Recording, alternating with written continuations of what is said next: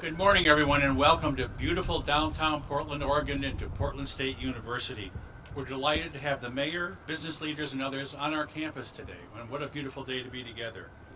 Over the last year and a half, all of us have grappled with new challenges, including but not limited to pandemic response and advancing racial justice. I believe these challenges have made us wiser and stronger, and by us I mean everyone here at Portland State University, and I mean in the society, the community, the civic life embodied in Portland. I'm grateful to the essential workers and the scientists in our community and on our campus who have moved us forward through this pandemic period and allowed us to come together today in a safe space. It's fitting to me that as Portland State University celebrates its 75th anniversary as an institution, Portland State will be able to contribute to the reemergence of downtown by bringing back as many as 25,000 people to downtown at the start of the fall term. Faculty, staff, students, employees, and guests and visitors. And I can't tell you, they're waiting to get back. They're very eager. And when we come back, we want to share ideas. We want to work to solve problems. We want to strive for social justice and to end racist practices. We want to create innovative solutions to the challenges of climate change and the ravages of homelessness, and to contribute substantially to positive change for the greater good of Portland. In the last 75 years, Portland State has gone from a small startup serving GIs returning from World War II to become Oregon's most diverse, innovative research university. That's a lot of change in 75 years, and wait till you see the next 75. I want everyone to know that Portland State sees downtown Portland as its home. We cherish our location here for the advantages it provides us as a central location to pursue community engagement. We're an anchor institution, we're here for the long run, and we're committed to bringing our knowledge and expertise to propel Portland forward as a premier urban community. Our campus occupies some 50 acres at the south end of downtown, and we take to heart our motto, let knowledge serve the city. We are here for Portland. It is my deep hope that every other institution in the downtown area and in Portland joins in this great work to revitalize and regenerate this fantastic community that we have in Portland. I'd like to introduce to you now the Dean of our School of Business, Cliff Allen, who has been working closely with the City of Portland and our local businesses on revitalization of downtown to add to the context that we're here to discuss today. Cliff?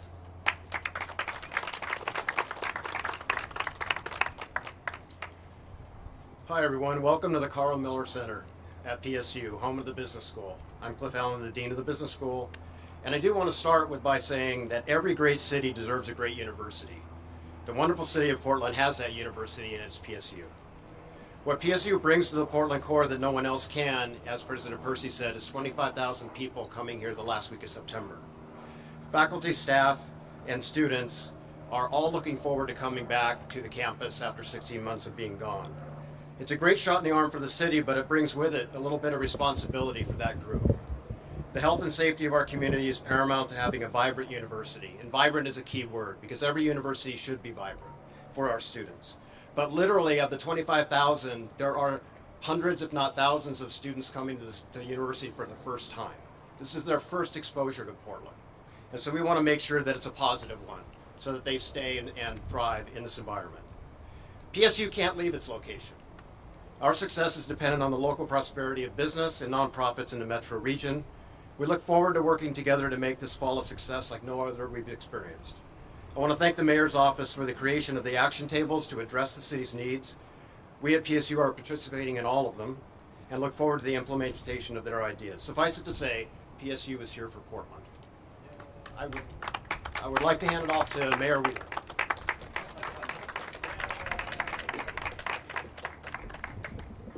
Well, good morning, everybody, and thank you all for being here. I hope this isn't too difficult duty to have to stand here and look at this beautiful view in this incredible weather that we're experiencing here in Portland. And I particularly want to thank President Percy and Dean Allen. Thank you so much for hosting us here today, and thank you for your commitment to the action tables and all that you do for the community. And Dean Allen, looking at this school, this is a world-class business school, and you are justifiably proud for what you have here in the community. Today we continue to celebrate the resilience, the creativity, and the spirit of Portlanders. Just 18 months ago, a global pandemic changed everything for all of us. City Hall and city bureaus worked in partnership to ensure and adapt to the necessary public health guidelines to keep us all safe from the spread of COVID-19. From household assistance to new shelters, to small business relief, to food security, to enhancing digital equity, the city worked around the clock to stabilize our community, especially those who are hardest hit by the pandemic. Today, the city continues its role to support the vision and the efforts of our broader community, helping to adapt to this new phase that we're entering. I want to give a special shout out and a thanks to all of our essential workers on the front lines and to Oregonians' respect for science and community health. As a result of that, Multnomah County now has over 70% of adults 18 or over who are fully vaccinated. Our state has over 65% of adults over 18 who are vaccinated. We're here to applaud our state, our county, and our city's ability to adapt and come back stronger than ever.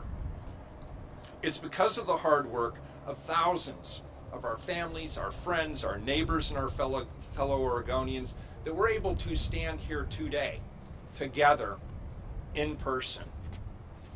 We're here this morning to get out the word about this weekend's incredible lineup of events that highlight our message to the community, saying, welcome back to the heart of Portland. Earlier this year, my administration launched the Portland Action Tables. This is a group of roughly 300 community members dedicated to championing Portland's future that we convened early on this year. They've been working hard to help the city identify policy changes, propose specific and actionable outcomes, specific investments, and form partnerships, all in the interest of rekindling our economic recovery and reopening our vibrant city. And my administration continues to support these action tables. For example, to make this weekend happen, we helped event organizers find locations and secure permits quickly. We added a mobile COVID-19 vaccination site, which will be located at Pioneer Courthouse Square for the weekend. We also identified $30,000 in my administration's budget that we were able to use for sponsorship for community activations this weekend. Which brings us to the central reason why we're all standing here today. We're inviting everyone in our community to come celebrate the reopening of downtown and to experience all that the heart of Portland has to offer. The weather forecast is about what we have here today. In other words, it's ideal, somewhere in the mid-80s, and our Welcome Back to the Heart of Portland event is a weekend packed with free, family-friendly activities, local food, art, and music to help us all celebrate together as a community, something we've all been longing to do over these long, long months. Highlights include free concerts from a variety of artists along Waterfront Park, a pop-up market at Southwest 10th and Yamhill, and a light display on the Morrison Bridge.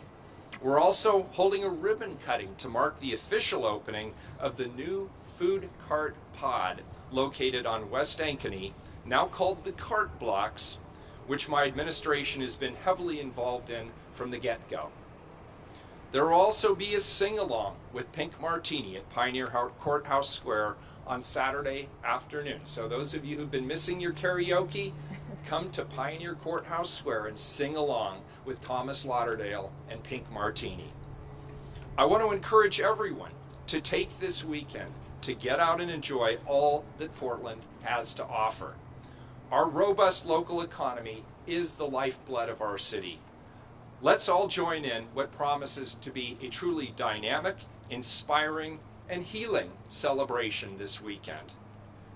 It's now my pleasure to turn this over to Michelle David, co-founder and co-chair of the Portland Recovery and Events Activation Table. Michelle David, co-chair, thank you for being here and thanks for your leadership.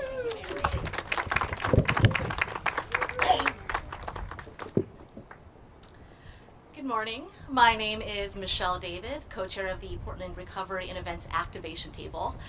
I serve in this role along with Katie Meyer, woo,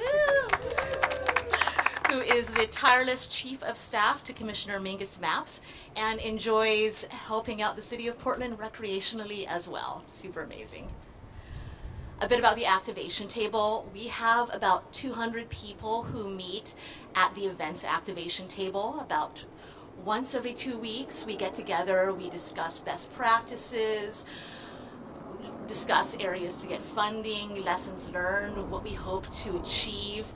And we come together as a community of people who are all passionate about bringing together our city for different kinds of sports, music, performing arts, food and drink, wine, everything that makes Portland fun, to be honest.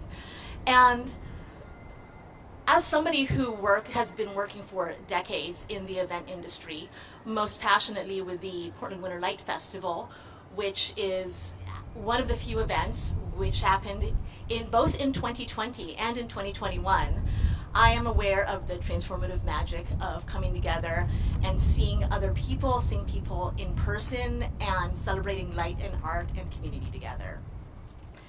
This activation table contains event organizers, artists, musicians, entertainers, venue managers, and community advocates working together and with the city to create a safe, healthy, and inclusive reopening.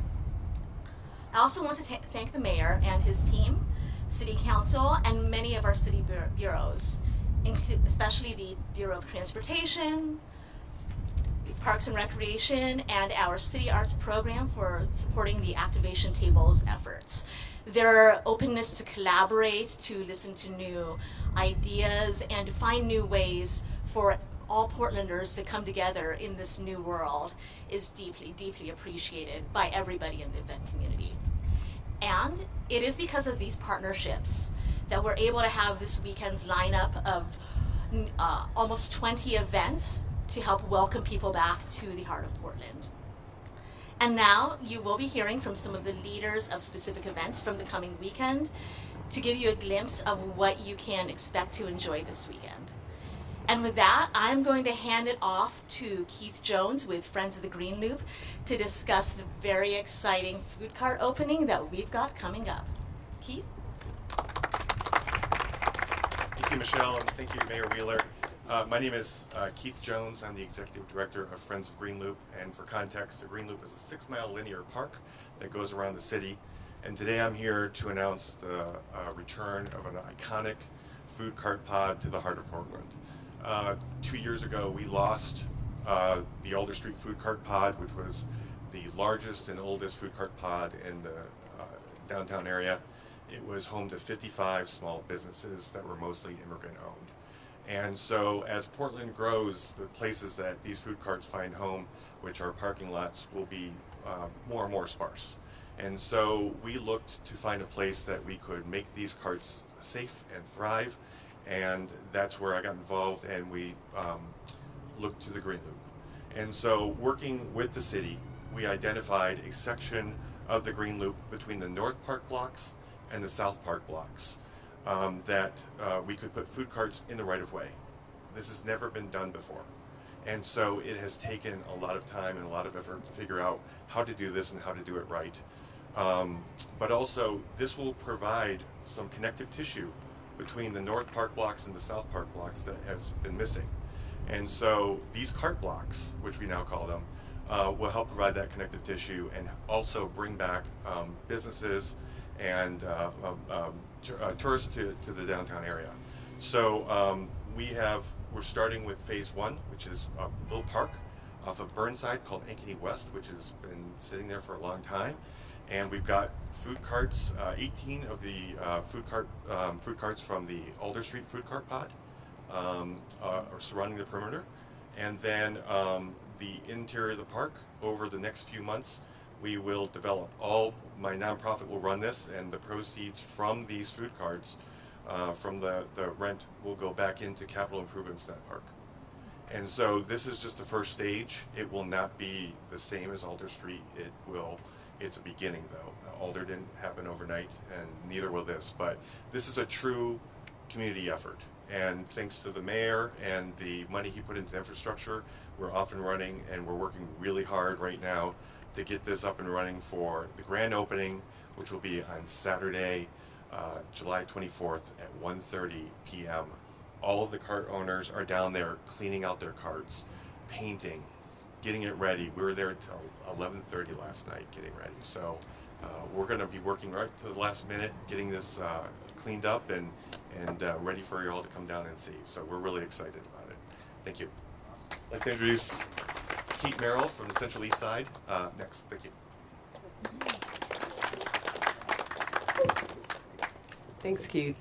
My name is Kate Merrill. I'm the Executive Director of Central East Side Industrial Council. We're the business association for the area just east of the Willamette River. We are actually going to be hosting an event, volunteer cleanup event with Solve on Saturday at 10 a.m. Yay, Solve! We love Solve. We do these events once a month. We would love to have you come with your families. That's actually one of my kids' favorite things to do. It's going to be at Revolution Hall between 10 and 10:30 is the sign-up time. We would love to have you sign up online first. It makes it a lot easier. It's a great way to meet your neighbors, to rediscover your neighborhood, and just really give back to the community. The other thing I want to encourage you to do is just to stay in the area, support your local businesses. They need you now more than ever. We are home to some of the most beloved restaurants, stores, bars, makers in Portland. And we also have our own beach, the Audrey McCall Beach, where you can go swimming. We have OMSI. And we also have 2 new mural corridors that appeared over the pandemic under the Morrison Bridge and Hawthorne Bridge. So just come out, enjoy, and rediscover your neighborhoods. There's also Solve events all around Portland this weekend too, so you can also pitch in at home. With that, I'm going to turn that over to DJ OG1.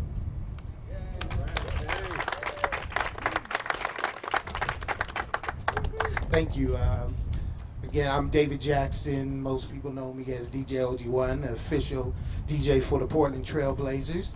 And I am the founder of Pdx Hip-Hop Collective, which is a collective group of people that are in the culture of hip-hop here in Portland. And we've been working together throughout the pandemic to find creative ways to bring hip-hop community together, to start networking more together and start building even better relationships within the city, with the city, and its associated agencies as well. And so we are really happy to be able to continue that work through this activation. And we're going to be throwing an event this Saturday. We have this thing that we've been doing called Meeting of the Minds. And what it is, again, we get creatives together across the city that love hip-hop in its various expressions and find ways, again, to build. So we've been doing it virtually throughout the pandemic, so we're excited to be able to get everybody together face-to-face and just to, be together, do something positive, and continue the relationship in preparation for our event that's going to be in August, our weekly celebration of Hip Hop Week, which again has been supported by the city, and we appreciate that as well. So this just gives us a chance to prep for that. And so I have one of our Pdx Collective members that's going to give you a little more details than I can give you for Saturday's event. Here's Lee Goddess. Thank you, OG1. So I have my notes here to make sure I don't forget anything. But hello, my name is Lee Goddess. I am co-owner of Rated O Records along with Big Wino. I'm also a member of the Pdx Hip-Hop Collective. And so, like DJ OG1 was saying, in the last 16 months, all of our Meeting of the Minds meetings have been done through Zoom. So this will be our first one now that Portland is reopening. This is going to be the first one that we're going to be able to actually meet in person. So the event is called Meeting of the Minds. The address of the event is 223 Southeast 3rd Avenue. It is an outdoor lot. So our goal is to create networking opportunities for aspiring artists, dancers, and musicians through connection and community service. We are also going to be doing a cleanup of the area in hopes of making that area safer for residents and businesses in the area. There will be music, there will be water, snacks, it is an all ages event as well. So whether you want to pick up a broom or pick up a mic or just bring a chair and come hang out, that's basically what we want to do for the celebration of the opening of Portland, and everybody is invited. So I would love to see each and every one of you there. So thank you. I don't know who's next. I guess I need no introduction. First of all, my name is Pee Wee Harrison, and I'm the founder of I Choose Love. I want to thank all these individuals that are up here, because without you, the city wouldn't be coming back together in such a strong surge. Thank you, Mayor, for coming out and doing what you do. Sam, and Sam too. I told Sam he looked cleaner than the Board of Health this morning. He's looking so good. So we have a very exciting event coming up this weekend, and I want to give it to the man who does all the talking for me and about me, Dr. Ray Leary. Part of that is true. I'll let you just dissect what part of that is not. First, again, we'd like to thank all of the sponsors, everyone who has been working behind the scenes to make this moment possible. Just on a bit of history, I think we would be remiss if we did not recognize that the 75 years that Portland State enjoys began at Vanport College. And it was through those who came to work in our shipyards and those returning veterans that were the first enrollees in Vanport College. They too were the Vikings. And what it more importantly brought, not only Portland State University, but it brought the first inflush of diversity into this city. So we always honor Vanport College when we recognize Portland State as well. In many languages, the word for crisis and opportunity share the same term. And if we didn't learn anything last year, we found out the hard way that God's country, Portland, Oregon, is not permanent. It can change. And it's not just Portland, Oregon, it's our home. And the first thing you protect is home. So we are proud to be a part of this effort. We know that if any change is going to take place, it's going to take place in the heart. And Pioneer Square is the heart of our city. Downtown is the heart of our city. So we feel that it's appropriate to celebrate the comeback of Portland in its living room. On Sunday at 3 o'clock, I Choose Love will be there, and you will be treated to some of the most outstanding gospel music you will find on the coast. The Fabulous Brown Sisters, who coined the tune, I Choose Love. And it's our job to make that the theme song of Portland, the theme song of our comeback. So Sunday afternoon in the living room of Portland, Oregon, I Choose Love will be there, and we need all of you to join into the harmony as we announce the theme song for the comeback of Portland, Oregon. Thank you much.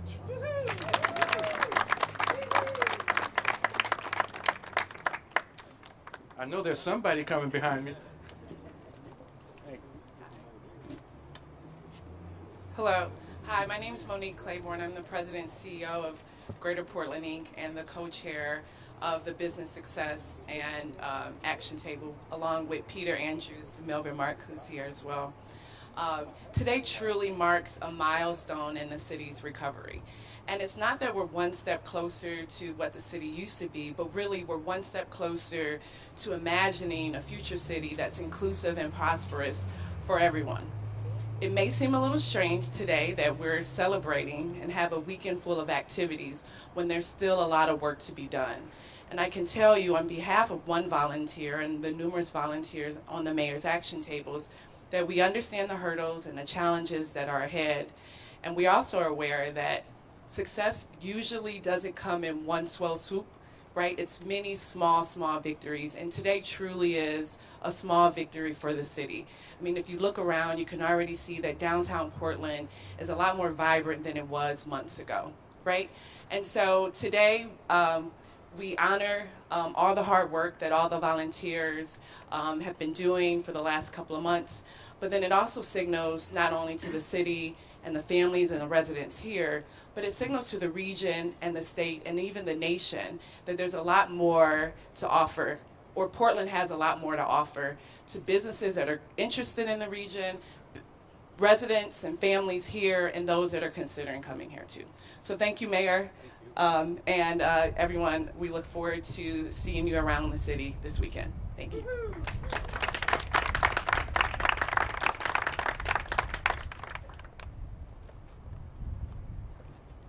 Okay, folks, we're going to open it up for questions now. If you can let us know. Turn the machine on. That's how it works. All right, we're going to open it up for questions. Please let us know who your question is for, and then identify yourself and ask the question. Okay. All right, Elizabeth Klein, my question is for the mayor. We just had a mass shooting downtown. Business owners tell us they don't feel safe there anymore. What's your message to people who don't feel safe coming downtown? Is downtown safe? My message is this: Portland's been through a rough spell. There's still work to do. We've turned a corner. There was a recent poll conducted by DHM Research. It was actually conducted in May, and I believe things have actually improved since May.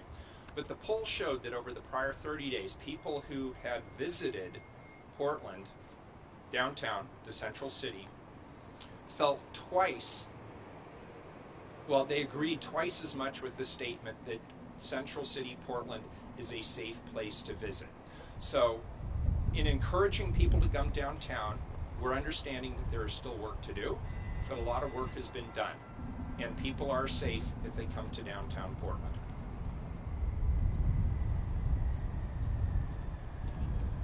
Okay, Joe. Joe English from KATU. Mayor, you can answer this, or anybody. PSU president remarked that everybody sees downtown Portland as its home.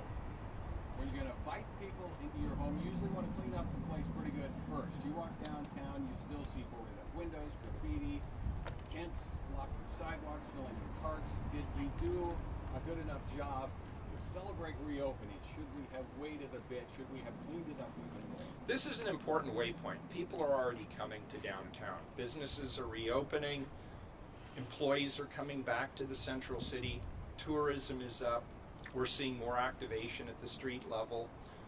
Anybody who tried to get a reservation in a restaurant in the central city last weekend knows that people are definitely coming to downtown. We're hearing reports from the Travel and Tourism Agency that the hotels are starting to fill.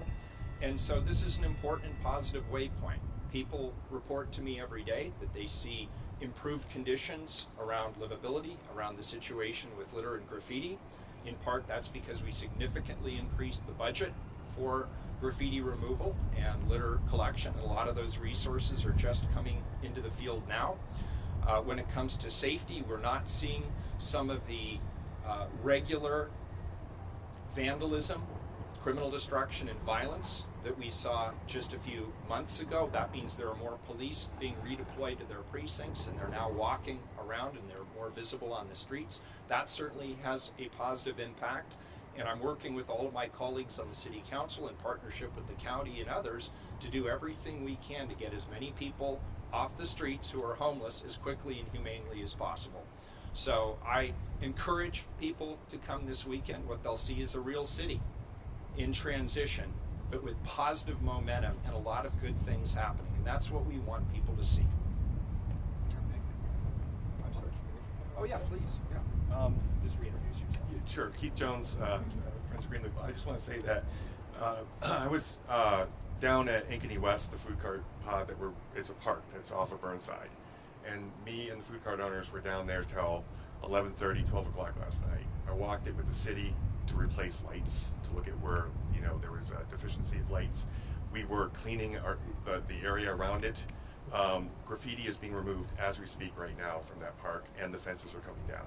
That park has sat fenced for maybe two years, and I've gone back on Google Maps to see how far that park has been empty. It's been a long time. So part of making it safer is to reactivate, getting people downtown and having activity of people walking by and seeing things. I mean, there's a flurry of activity happening at Ankeny West right now. You know, and up until 11:30 at night, you heard people cleaning their carts and cleaning the areas around it. So it's happening. It's just you got to put in the elbow grease. Okay, Rosemary Reynolds, XL. Mayor, I have a question about possibility of a mask mandate, just slim chance of that returning to the area. Does that concern you at all with the weekend events? We're certainly monitoring and meeting with public health officials and medical professionals, and we'll continue to seek their advice and follow it. Okay, we'll do one more question. Go ahead. Sarah Hurwitz with Channel 12. So there was a mention in this about the vision for the city of Portland, right? And that this might not be the city that we knew before the pandemic hit. This is really for anybody who wants to chime in. So what is the hope here? That what will Portland look like here as we continue to try to kind of move forward? Anybody want to Other than the mayor, mayor can certainly, but anybody. Well, I'll start, and frankly, I think it'd be great to hear some community voices. But I'll give you my take on this. Everything changed in the last 18 months. There have been broad social movements around racial justice and equity, which means as we emerge from the pandemic, as we restart the economic engine of our city, we have to consider how our community is going to be more inclusive and equitable going forward. And that's why these action tables have all focused on equity and inclusion as a fundamental issue. Same with the city council and our budget. And as we look at everything we're doing around public safety, around addressing homelessness, even as we look at economic prosperity and job creation, we're thinking differently about how to be more inclusive of people who have historically been excluded from some of those conversations. So that's probably fundamental to our city, our state, and our nation going forward. Additionally, as was mentioned, we understand that progress isn't always one way. Progress can be stymied, progress can even be set back, and we have to plan and prepare for those eventualities. Third, over the last year, this city has experienced an unprecedented number of crises. A year ago, did anybody predict 116 degrees in the city of Portland, Oregon? That was the largest mass death event in the history of this city. And so now we know it can happen, and we know that with climate disruption going forward, these kinds of events are going to become more common, and we now have a moral and a leadership obligation to be prepared for those kinds of events. The same thing we learned from the pandemic. We're on the Delta variant. The reason they give them different alphabetical names is because they're not presuming Delta is the last one. There could be more. And so again, what our action tables have done and what this administration has done is made it easy for people to get vaccinated. If you want to be vaccinated, we will have that opportunity available for people this weekend. I'm vaccinated. I don't say that to brag. I say that to let people know what I'm asking others to do, I'm doing myself. I strongly encourage people to please get vaccinated for your own protection, for your loved ones' protection, as well as those in our community who cannot yet get vaccinated, including every child under the age of 12. So those are just some of the things that come to mind, but I'd love to hear from some other folks what their aspirations for the community are going forward.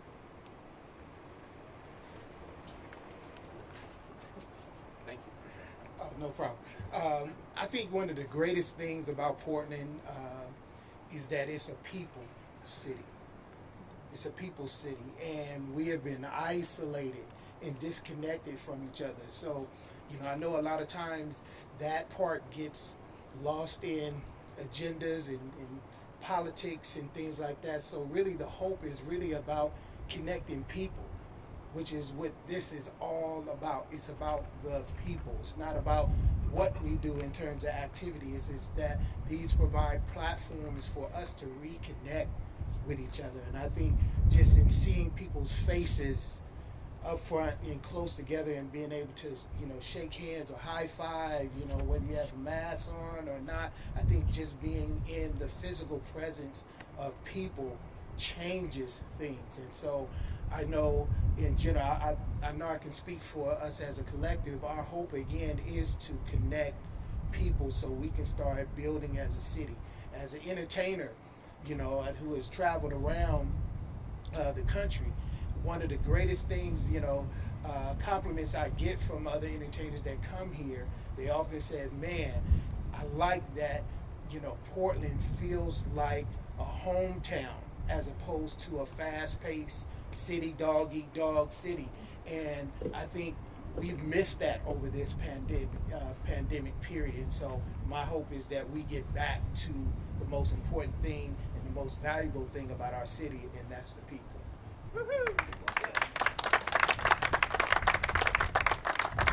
All right, that'll wrap it up for the question and answer session. We're going to wrap this whole thing up here. I want to thank everybody in the community that made it out here today, the members of the media, mayor, and everybody in the action tables. And let's all welcome everybody back to the heart of Portland tomorrow, starting tomorrow and through the weekend.